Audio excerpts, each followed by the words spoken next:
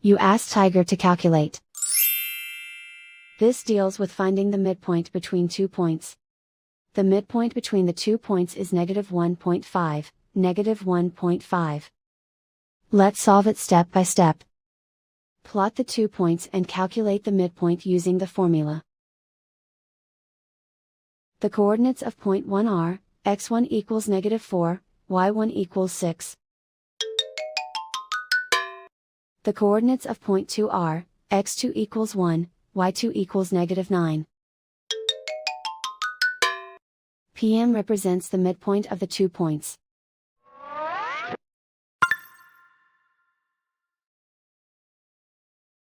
Use the x values in the midpoint formula to find the midpoints x. x1 equals -4. x2 equals 1.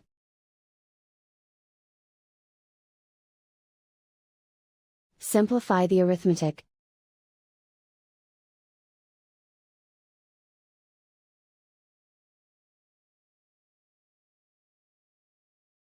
Use the y values in the midpoint formula to find the midpoints y. y1 equals 6. y2 equals -9. Simplify the arithmetic.